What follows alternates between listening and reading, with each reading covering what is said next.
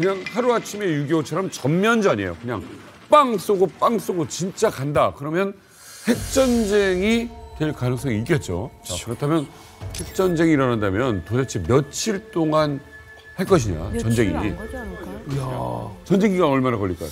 한 뭐 일주일이면 끝날 것 같아요. 일주일이요? 일주일씩이나? 안 걸려요? 하루면 끝납니다. 그러면 핵전쟁인데 뭐. 핵전쟁이기 때문에 한두 시간 안에는 끝나지 않을까 그러게요. 생각합니다. 한두 시간이요? 저는 컵라면 물 붓고 못 먹을 것 같아요. 그래, 순간에 날아가. 빨리요? 그렇겠다. 근데 바로 이런 우리나라와 이제 북한 또 그리고 이제 미국까지 이제 관계된 이 삼각 구도 속에서 핵전쟁이 났을 때 얼마나 걸릴 것이냐에 대한 아주 충격적인 대답을 하는 그 학자와 책이 한 권 있습니다. 정답은 24분입니다. 24분. 24분입니다. 24분. 24분이요? 네, 핵전쟁 시 24분이면 한반도와 미국이 붕괴가 된다 하는 이제 엄청난 시나리오를 담고 있는 책인데 미국 국방부 장관 그리고 전 핵잠수함 사령관 등 이 전쟁 관계자 50여 명을 만나서요 심도 깊게 취재를 한 뒤에 그 취재의 내용을 바탕으로 해서 쓴 책이 바로 이 책입니다. 미국의 안보 전문 기자인 애니 제이콥슨이 집필한 책인데 핵전쟁 시나리오 24분이면 세상이 멸망할 수 있다라고 현재 주장을 하고 있습니다. 24시간 단위.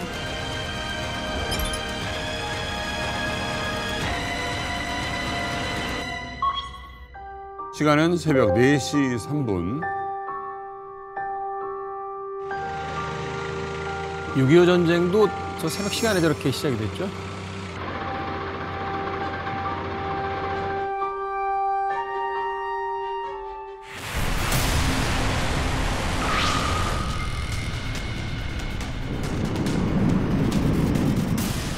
ICBM 화성 17이 발사가 됩니다. 와, 그렇게 맞춰서. 자, 미국의 위성이 체크를 하겠죠.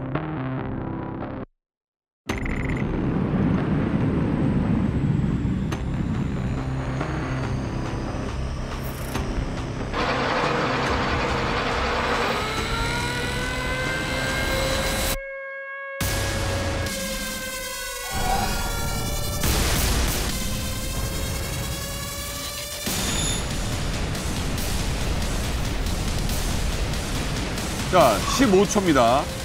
발사 후 15초. 이야. 발사 후 2분이 지났습니다. 펜타곤이 저 난리가 났어요. 엄청 빠르네.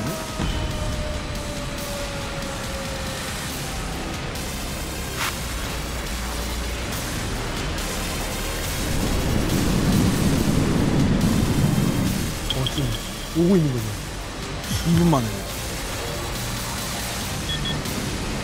자, 발사 후 3분 15초가 지났습니다.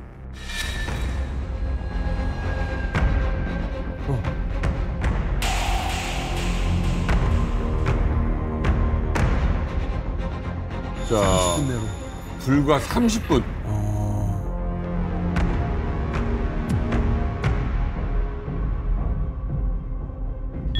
그렇지. 미국도 요격 미사일이 발사가 되네요.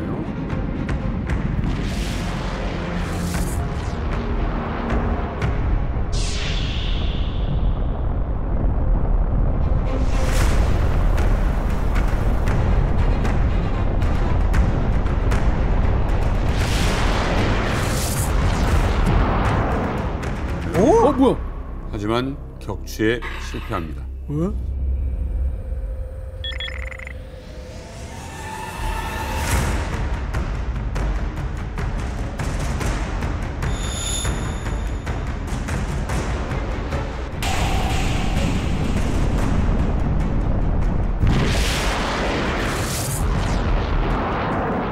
아니 뭐 날라오고 있는데 고민할 게 있을까요? 그럼 쏴야지. 수백만 명이 죽으니까 단순한 결정은 아니겠죠.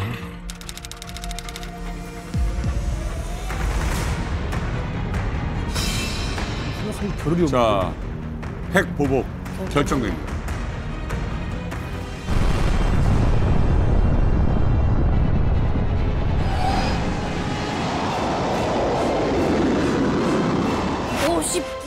우와. 오, 상상만 해도 너무 끔찍하다. 50기가 뭐예요? 미국이 진짜. 와. 야, 바다에 올라오네.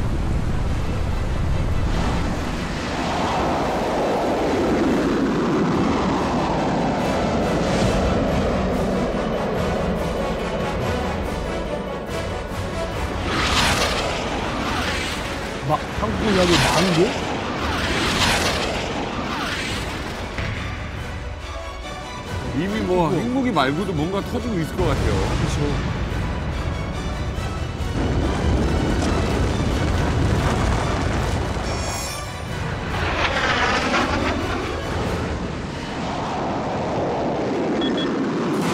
맞았네.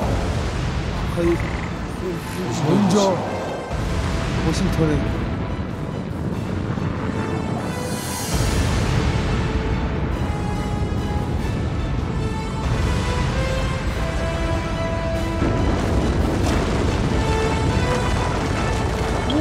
야, 제발 좀 평화적으로 생각보다 살자. 너무 큰데?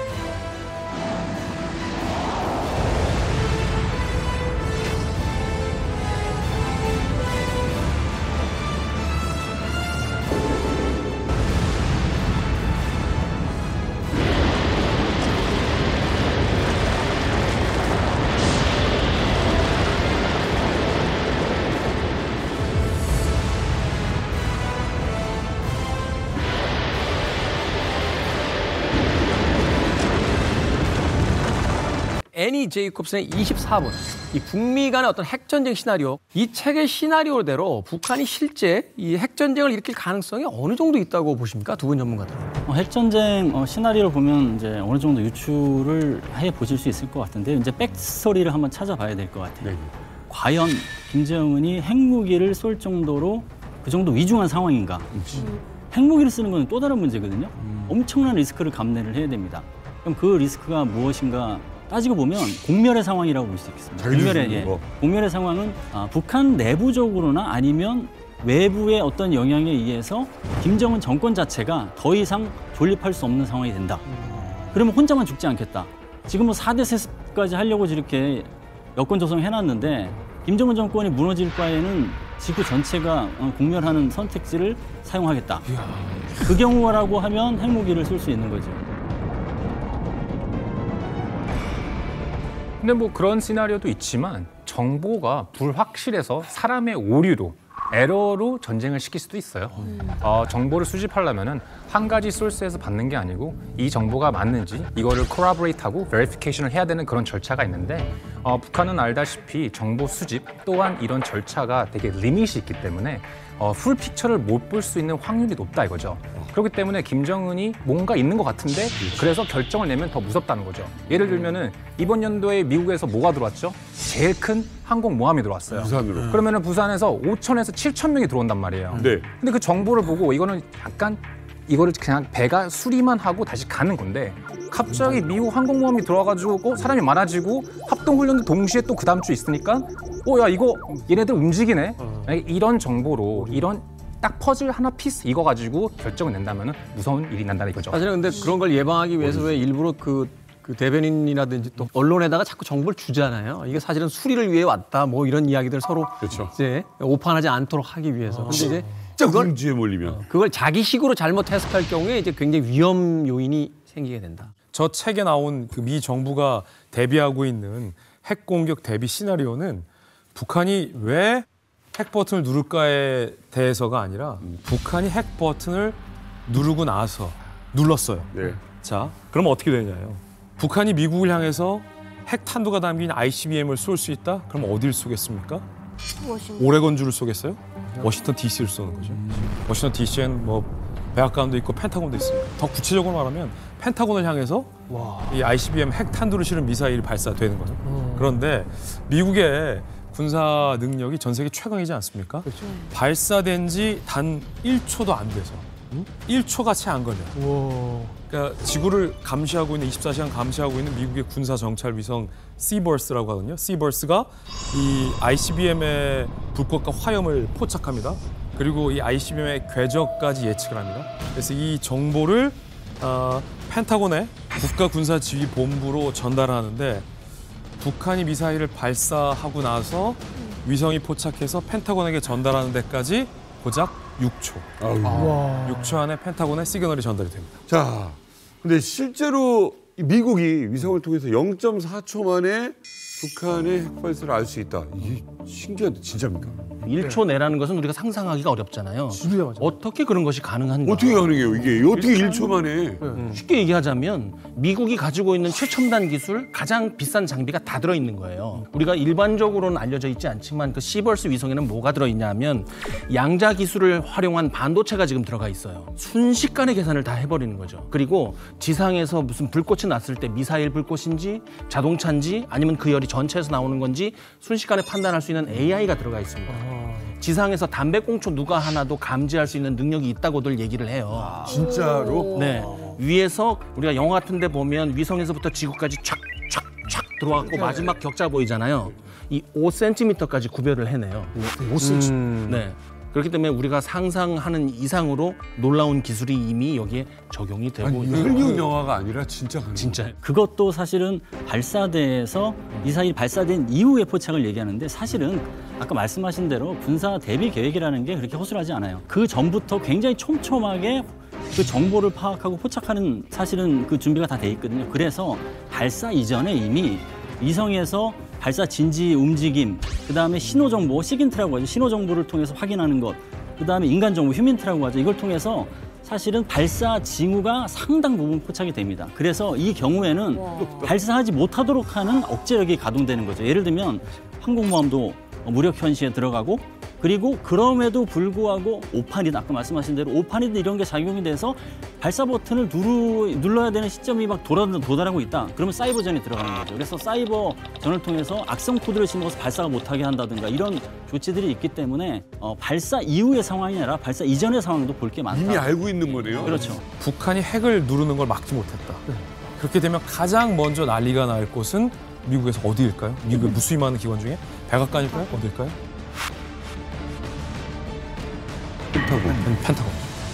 펜타곤이죠. 펜타곤에서 어떻게 초기에 결정하냐에 따라서 핵전쟁은 전 세계 인류가 종말을 하느냐 마느냐의 문제인 겁니다.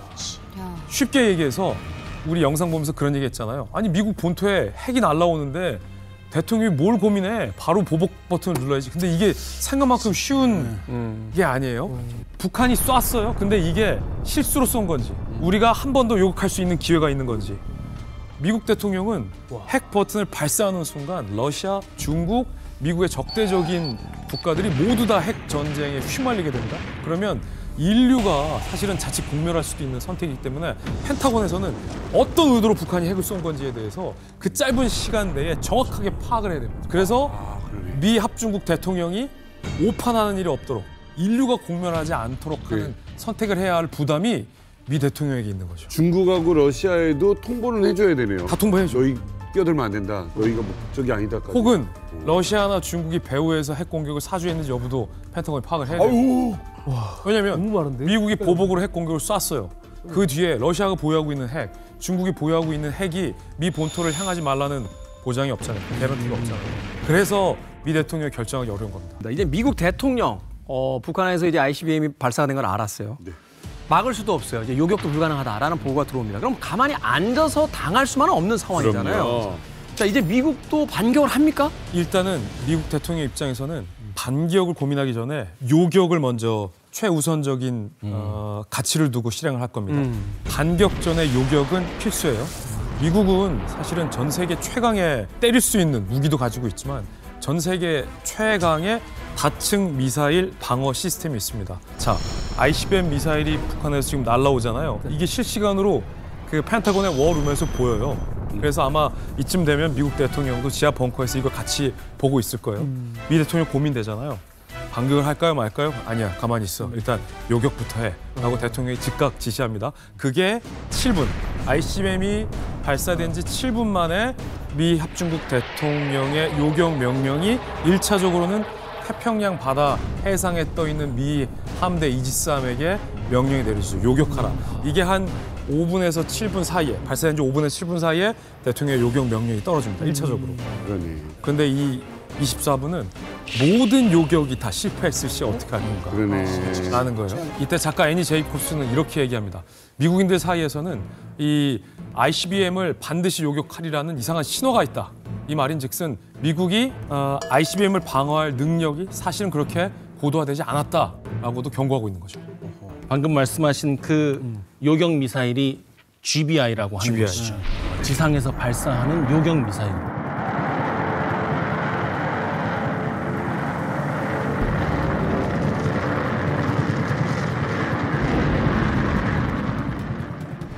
지금까지 우리가 알고 있기로는 44기가 있다고 하는데 얼마 전에 1.5배를 더 늘리기로 했죠. 그런데 우리가 손에 더 땀을 쥐게 할 얘기가 남아 있습니다. 뭐요?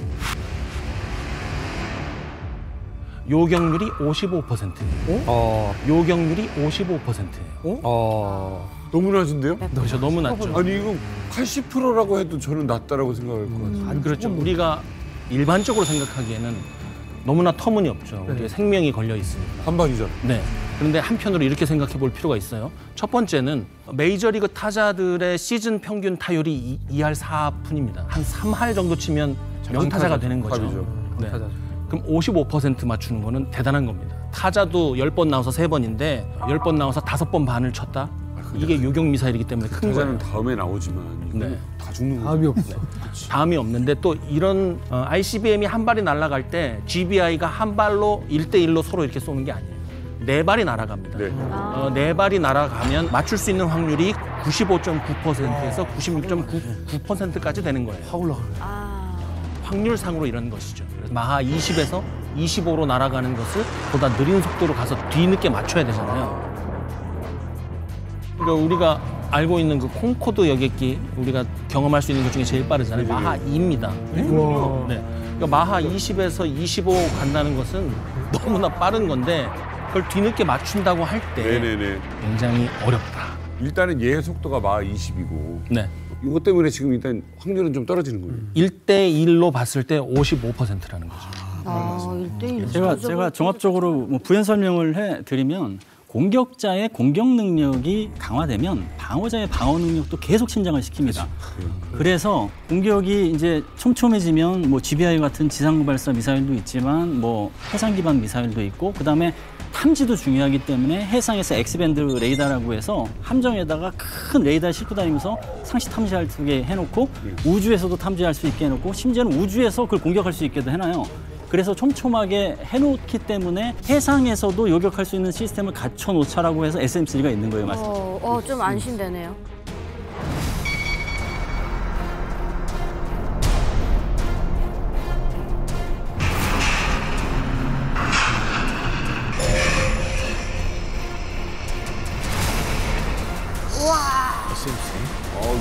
내가 아는 SM3가 아니구나. 우와, 불기둥을 뽑은. 그거는 바퀴 4개 달린 거고요. 예.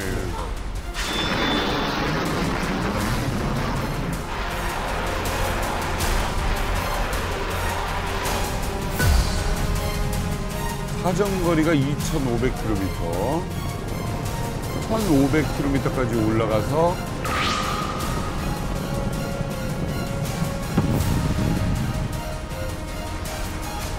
저 조정하는 게 블루 하는 것 같지만 실제로는 초저온 가스로 조정을 하는 거예요. 정밀하게.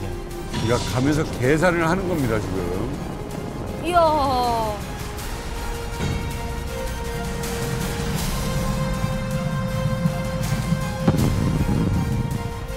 기특하다. 우주 공간에서.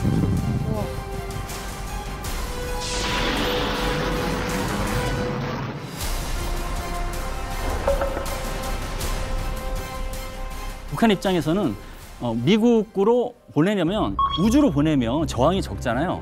그래서 저항이 적어서 그 관성으로 계속 갈 수 있어요. 그리고 마지막에 최종 종말 단계에서 타겟으로 떨어지기만 하면 되니까 엔진을 다 쓴 상태거든요. SM3는 로켓 엔진을 3개를 장착하고 있습니다. 한마디로 우주 발사체라고 보면 돼요. 우주 발사체를 우주로 쏘아 올려서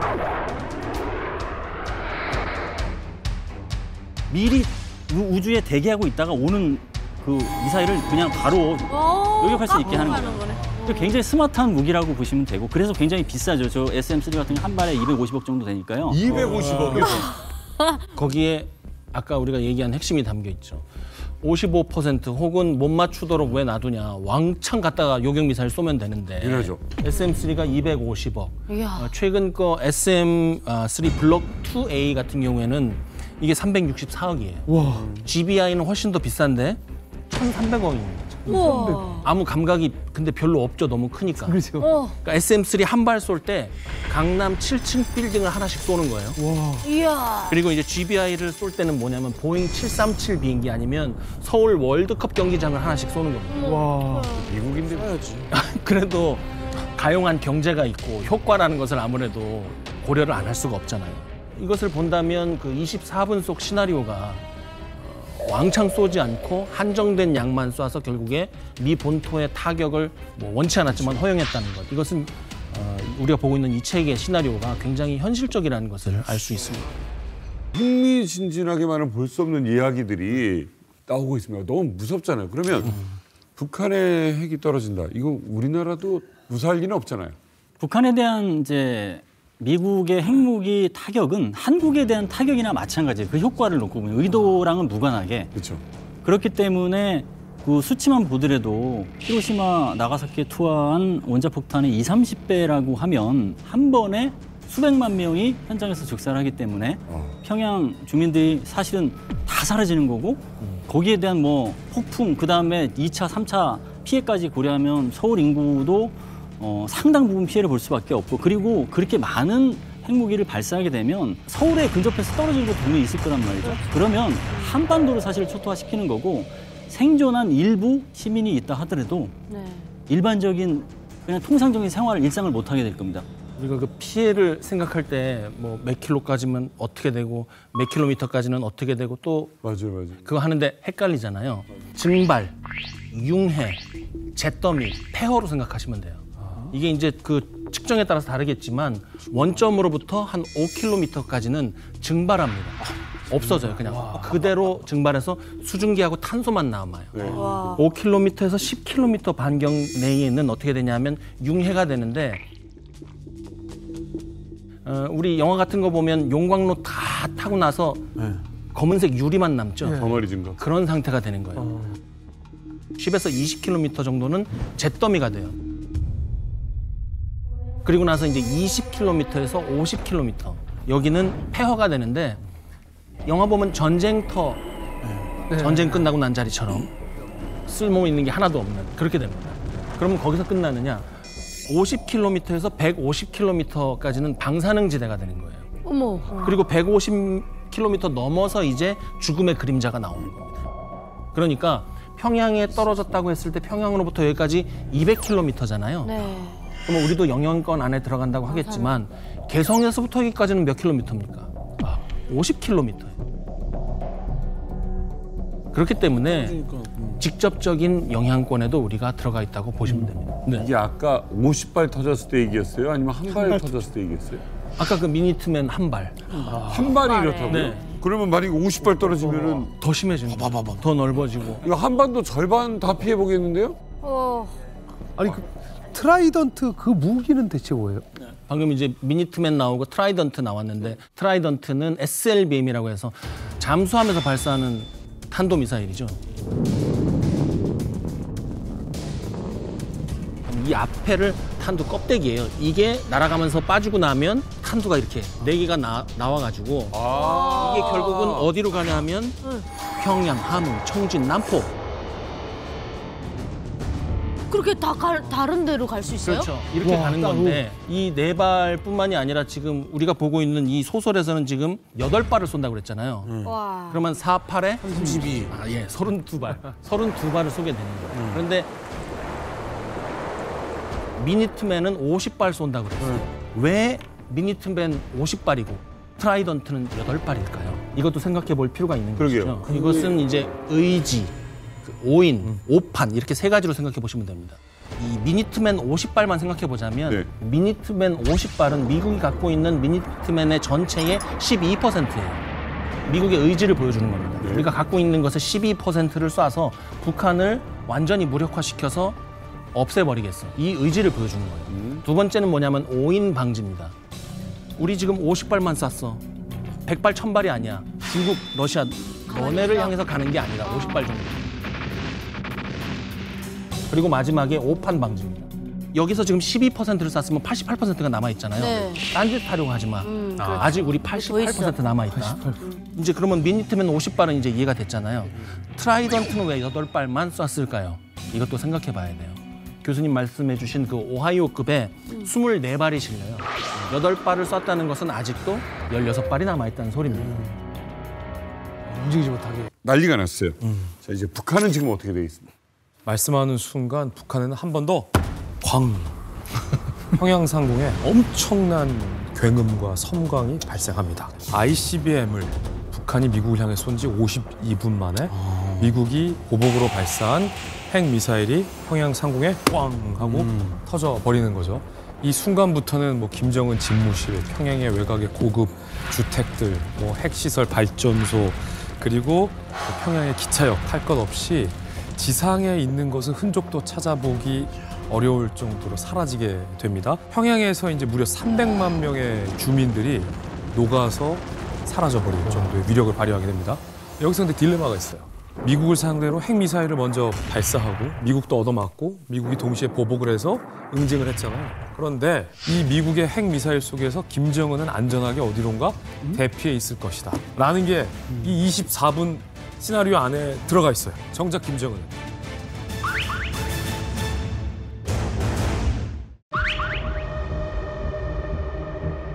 일단 그 핵전쟁이 시작되면 제가 북한에 살 때도 김 씨 일가가 그 살만한 그런 지하 벙커가 다 있다고 들었거든요. 저는 이제 자강도에 있을 때 자강도 쪽에 뚫어놨다라는 그런 루머를 들은 적이 있었어요. 왜냐면 자강도가 화강암지대거든요. 그래서 지금 거기 군수공장들이 다 이렇게 그 땅 밑으로 들어가 있는데 그 자강도 만포 앞이 바로 중국 지안이라는 것이거든요. 그쪽으로 해서 이제 땅굴을 뚫어서 자기네들은 일단 유사시에 도망간다라고 이제 알고 있어요. 우리도 다 그렇게 알고 있고. 그리고 어느 정도까지 지하 벙커가 많이 있냐면 김부자 동상이 38,000개가 넘는데 그 동상이 이렇게 전쟁이 일어나면 이렇게 밑으로 쭉 벌어지면서 이렇게 쑥 땅으로 들어간대요.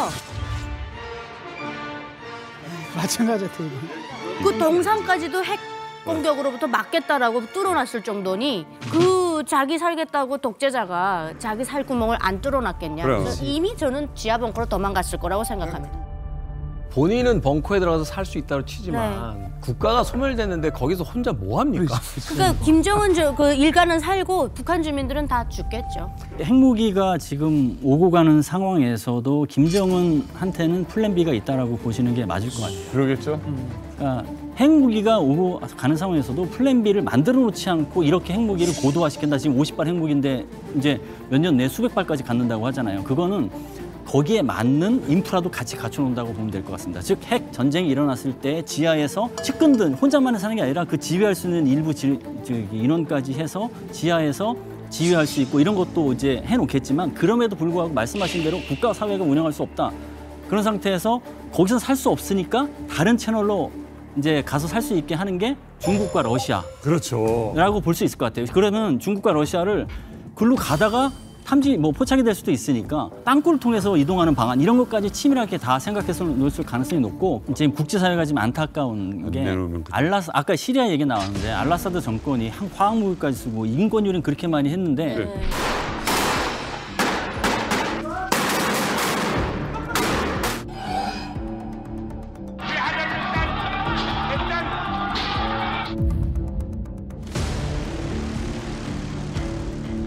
러시아가 망명 받아줬잖아요. 맞아요. 받아줬다고요? 네. 그러니까 이게 지금 뭐 김정은도 그 똑같이 그 정도의 기대치는 있을 겁니다. 그렇게 되면 이 핵 전쟁 시나리오에서 김정은 지휘부가 제거되지 않은 상태에서 이런 핵무기가 더 많이 오고 갈 수 있거든요. 그렇죠. 그럼 김정은 지휘부가 과연 제거됐는지를 확인하는 과정에서 땅굴을 이용하든가 그러면은 확인이 안 돼서 굉장히 오랫동안 상황이 전개될 수 있습니다. 그렇죠. 그래서 그런 부분까지 시나리오 구체화하는 측면에서 고민해 볼 지점입니다.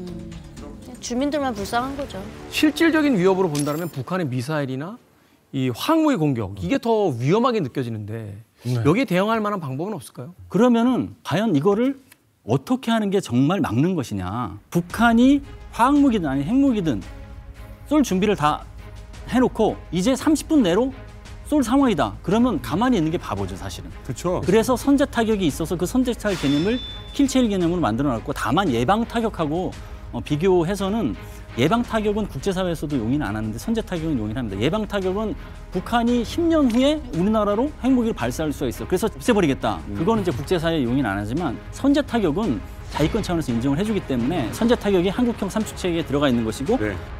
그럼에도 불구하고 몇 발이 살아남아서 하늘로 떴다.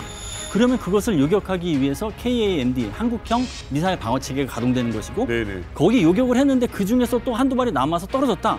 그러면 2차 공격을 막기 위해서 대량 응징 보복에 들어가는 거죠. 거기에 이제 몬스터 미사일이라고 하는 현무5 이런 거를 발사를 해서 다시 두 번째 공격을 하지 말아라고 엄포를 주는 거죠. 이렇게 시스템이 한국 자각 능력에 기반해서 한국형 삼축 체계가 있고요. 네. 그거 외에 한미 동맹에 또 보안 시스템이 있습니다. 핵전쟁이 나고 1시간이 지났어. 뭐 이제 뭐 한 2시간 지나고 뭐 세계 뭐 전도 초토화되고 이제 뭐 어선해지고 한국도 지금 피해를 어마어마하게 봤고요. 공멸하는 겁니다. 대한민국과 북한은 공멸하는 것이 이 체계 그 핵전쟁 시나리오의 결말인 거예요.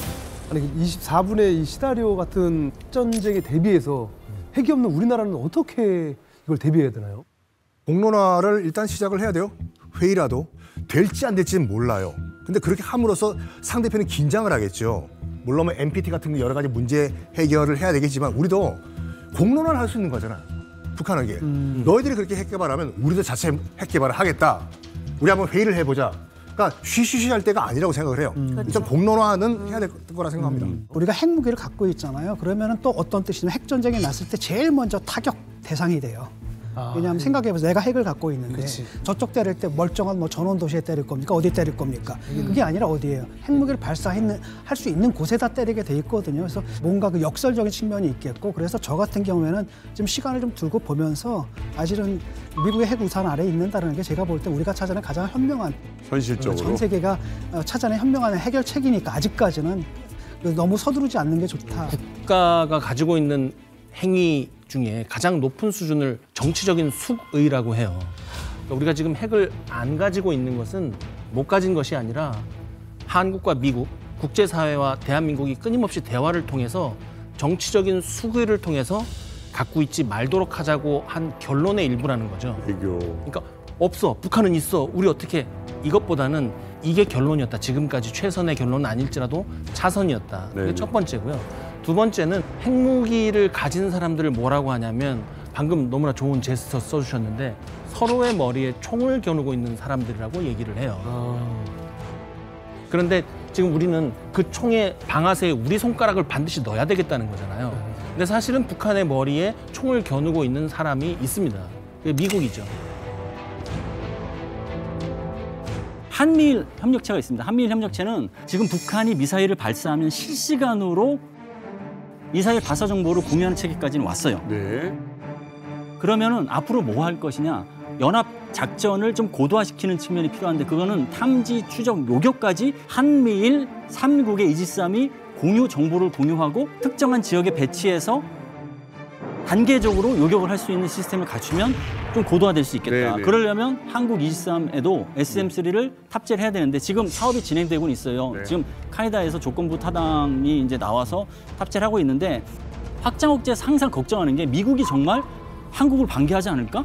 걱정이잖아요. 근데 한국의 이지스함으로 SM3를 이용해서 미국으로 날아가는 야시의 미리 요격할 수 있다면 미국도 한국 반기하지 않을 거야 얘기할 수 있잖아요. SM3를 단지 전술적 작전적 측면이 아니라 전략적으로 쓸 수 있는 부분이 많아서 네. 그 부분을 잘 활용해야 된다. 지금 있는 체계에서 최고로 업그레이드할 수 있는 게 무엇인지 먼저 고민해야 된다 이렇게 생각이 듭니다.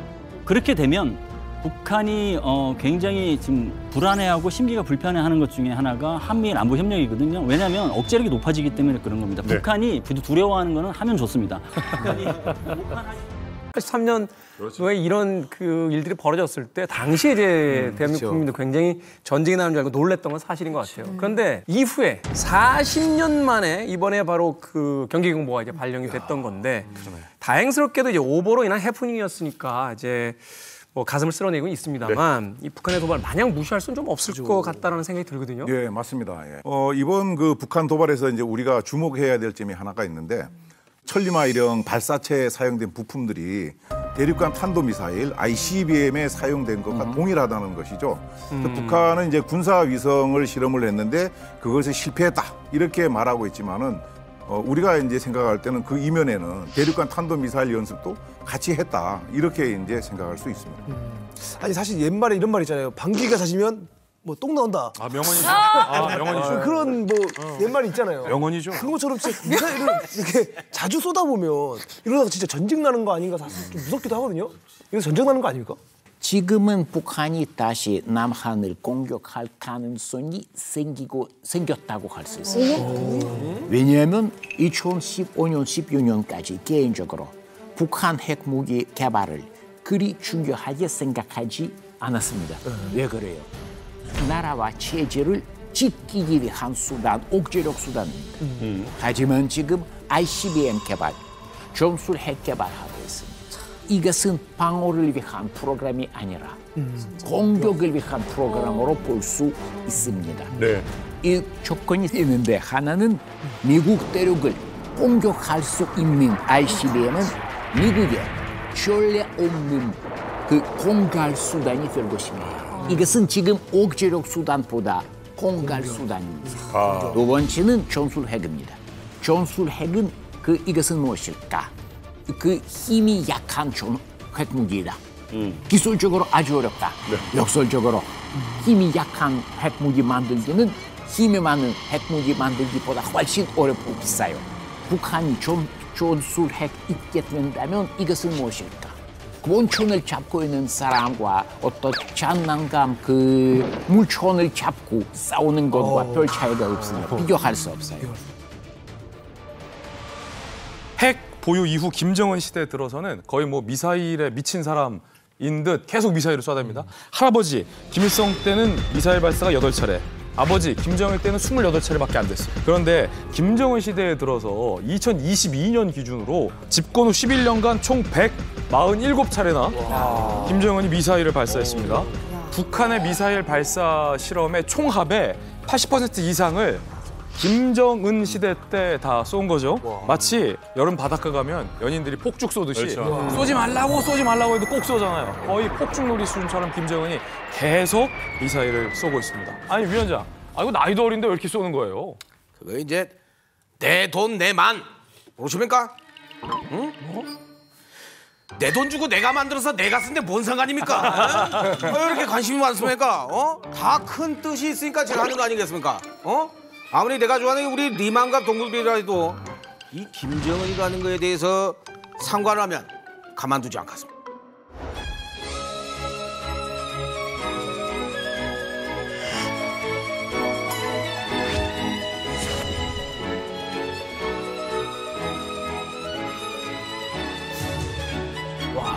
진심이야.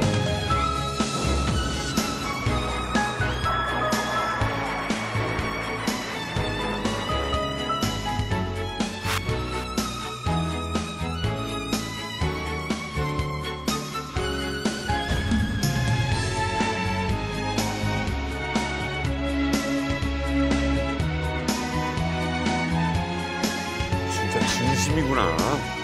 진짜 하나하나에 막 하다 보니까 잘 만들고 있어요. 저 디자인도 점점 바뀌고 있어요. 맞아요. 대륙간 탄도로켓 화성 14형 시험 발사 성공.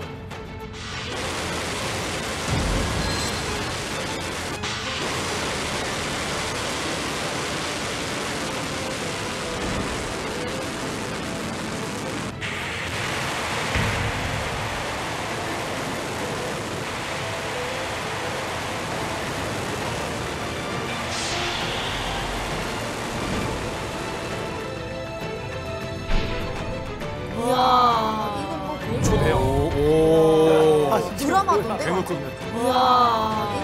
초대형. 드라마던데? 괴물급입니다. 전 세계에서 가장 큰 ICBM.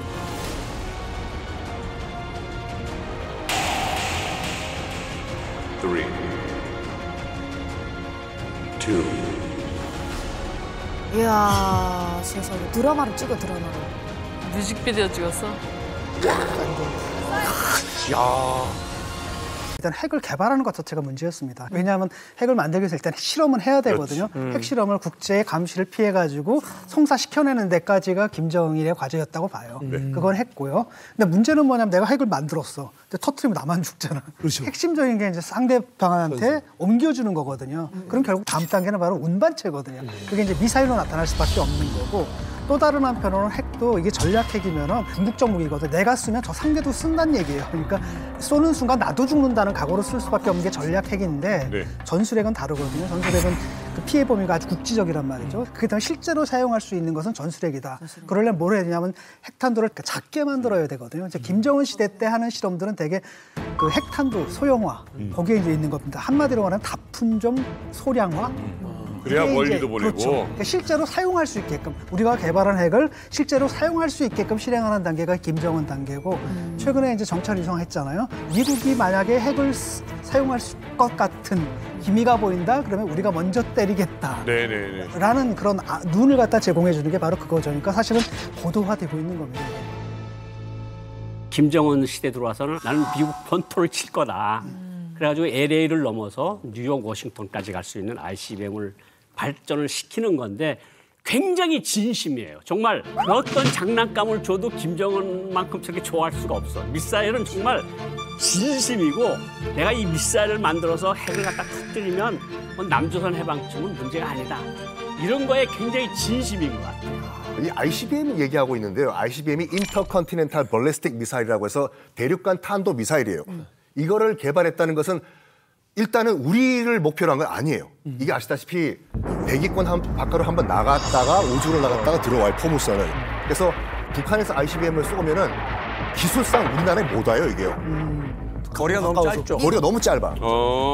근데 미국 같은 경우에도 이제 북한이 ICBM을 개발하기 전까지는 약간 수소방관했어요. 뭐 그러든지 말든지 뭐 유엔 제재나 지키십시오 했는데 최근에 그 미군 고위 당직자가 이런 말을 했거든요. 북한이 ICBM 개발에 성공을 했고 만약 발사 시에는 뉴욕까지 도달을 한다. 이거는 큰일이에요. 그러니까 우리 입장에서 봤을 때 정신 차려야 되는 게 뭐냐면 제가 최악의 시나리오 한번 그려봤어요. 뭐냐. 북한이 전술핵을 전략핵이 아니라 조그만 전술핵을 일단 수도권에 터뜨려 우리나라 빵. 그런 다음에 ICBM을 뉴욕으로 겨냥을 하는 거예요. 그리고 미국은 이제 개입을 하려고 하겠죠. 그때 이제 북한이 경고라는 거죠. 만약에 지금 미국이 개입하면은 지금 우리 ICBM 뉴욕 겨냥하고 있다. 쏠 거다. 그러니까 개입하면 너 죽고 나 죽자예요. 그러면 미국 입장에서 봐봐요. 고민에 빠질 거라고요. 우리가 지금 대한민국에 파병을 해야 되는 상황인데 ICBM은 지금 뉴욕을 겨냥하고 있어요. 그래서 뉴욕이나 LA를 포기하면서까지 우리가 대한민국을 지원해 줄까? 못할 거라고요. 그러니까 결국은 북한이 어찌됐거나 ICBM을 개발하면 우리에게는 최악의 재앙의 시나리오가 있어요. 아니 이게 만약에 핵미사일을 쏘게 되면 우리나라 어떻게 되는 거예요? 그래서 서울에 북한이 핵 공격을 감행했을 때 어떤 실제 피해가 있을지 2004년에 공개된 미국 국방부 기밀 문서에 한반도 핵전쟁 시뮬레이션 자료가 있습니다. 그 내용을 영상으로 재현해 봤는데 정말 무섭거든요. 함께 보시죠. 우와. 서울 중심부인 용산 한복판에 TNT 15톤의 북한 핵 미사일이 투하된다며. 우와. 저 불기둥이야 그냥. 어머머, 내가 딱 가루가 돼. 폭발 지점으로부터 반경 1.8km 내 건물, 차량, 사람이 순식간에 증발합니다. 반경 4.5km 내의 광화문 채널A 건물부터 63빌딩, 서울역 등 주요 거점 건물 역시 무너져 내립니다. 이게 진짜 어머머, 내가 딱 가루가 돼. 이로 인한 1차 예상 사망자는 약 40만 명. 한 번에 한 방으로?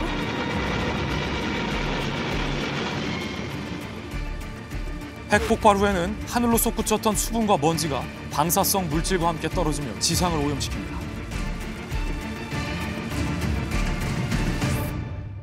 (1차) 핵폭발에 이어 2차 방사능 피해까지 총 125만여 명의 사망자가 발생.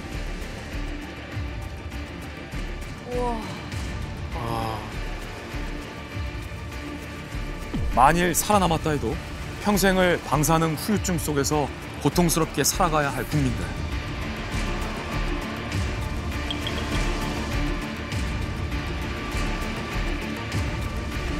북한의 핵 공격으로부터 우리는 생존할 수 있을까? 그렇게 보니까 진짜 너무 무섭다. 방금 보신 영상이 끔찍하죠. 너무 근데 이 피해 규모가 히로시마에 떨어진 원자폭탄과 동일하다는 가정하에 추산된 시뮬레이션 자료입니다. 그런데 여기서 짚고 넘어갈 건 히로시마 원자폭탄의 위력이 15킬로톤이거든요. 그런데 북한이 6차 핵실험을 통해서 과시한 핵폭발 위력은 50킬로톤입니다. 만약에 북한이 50킬로톤의 핵을 투하한다면 지금 영상으로 보신 것보다 훨씬 더 큰 피해가 발생한다고 보시면 되죠. 그러니까 우리 북조선을 더 이상 무시하지 말라 이 말입니다. 예. 아니 우리 남조선 장군 한번 대답을 해보시오. 만약에 이 핵 미사일이 우리 남조선을 향해서 발사가 된다. 그러면 뭐 어떻게 뭐 막을 방법이 있겠습니까? 이거 우리도 다 방법이 있는 거지. 우리도 다 방법이 있는 거지. 아 정말요? 정말요? 당황해서 깜짝 놀랐어요. 북한이 이제 핵 미사일을 이렇게 발사를 하면은 우리가 이제 총 3단계로 이렇게 대응 체계를 갖고 있는데 네. 첫 번째 단계는 이제 킬 체인이라 그래서 북한이 핵 미사일을 발사할 징후가 보인다, 명확하다. 이렇게 하면은 우리가 이제 소위 선제 타격이라는 걸 해서 사전에 제거해 버리는 거죠. 되게 중요한 문제. 예. 2단계는 이제 한국형 미사일 방어 체계인데 우리가 선제 타격을 했는데도 불구하고 북한이 미사일을 쏘아 올렸다. 그러면 그 미사일이 우리 땅에 떨어지기 전에 공중에서 요격을 해야 된다는 것이죠. 이게 이제 두 번째 단계고 세 번째 단계는 그런 과정에 우리가 분명히 피해를 입을 테니까 입은 만큼 우리도 대량으로 응징 보복을 하겠다는 거죠. 응징 보복을 하는데 주로 제일 먼저 응징의 대상이 되는 것이 김정은과 그를 따르는 군 수뇌부, 정권 수뇌부. 이 사람들이 현재 있는 곳, 또 여기 떨어뜨리면 어디 갈 만한 곳 다 지금 파악을 해갖고 있기 때문에 거기에다가 이제 대량으로 공격을 해서 우리가 일명 이제 참수 작전이라 그러는 그 작전을 시행하게 되는 거죠. 듣다 보니까 든든하네요. 마음이 편해지네. 핵발사를 사실 아까도 그랬잖아요. 뭐 미리 알면 가서 먼저 선제 공격을 한다고 했는데 그걸 알 수가 있나요? 근데 저쪽에서 할 거야. 우리가 이제 위성을 많이 쏘아 올려 갖고 있잖아요. 예. 이제 그걸 갖고 이제 북한을 손바닥 들여다보듯이 다 보고 있으니까 북한이 이제 움직이는데 핵을 쏜다 그래 갖고 바로 쏠 수 있는 것이 아니고 최소한의 준비 시간이 필요하니까 그 과정을 이제 우리가 추적을 하는 거죠. 예를 들어서 평상시에 발사대가 지하에 있다. 쏠려 그러면 밖으로 나와야 되니까 어디 문이 열린다든지 이런 과정을 보고 그 사이에 이제 우리가 판단을 해야 되는 거죠. 잠깐만요. 이런 문제거든요. 프리엠티브라는 거거든요. 선제 공격인데 이게 문제는 뭐냐면 그 판단을 누가 내리냐는. 그래서 우리가 때린다라고 한다면 일단 우리가 전쟁을 시작한 게 되는 거예요. 그래서 그래서 바로 전쟁이 되거든요. 근데 그걸 갖다 누가 확정적으로 판단할 수 있느냐 이런 문제가 있는 거고 그다음에 방어 있지 않습니까? 방어도 못 막아요 이거 결국은. 그러니까. 100% 막는 건 불가능하거든요. 미사일을 쏠 때 뭘 쓰냐 데코이를 같이 쏘거든요. 그러니까 10발을 쏘면 그중에 9개는 가짜고 하나만 진짜예요. 이렇게 할 수가 있는 거죠. 개수를 줄이는 그렇죠. 그러니까 전술핵이다 그래도 이게 쓸 수 있게 해서 만든다 그러는데 푸틴도 못 쓰거든요. 그러니까 핵을 썼다라고 하면 그 순간엔 걷잡을 수가 없게 된다는 걸 알기 때문에 사실상 쓸 수 없는 무기가 사실은 핵이에요. 그러니까 푸틴도 그렇게 말로만 하지 맞아요. 못해. 저는 궁금한 게 만일 핵이 터진다면 저희 같은 일반 시민들은 어떻게 해야 되는 건가요?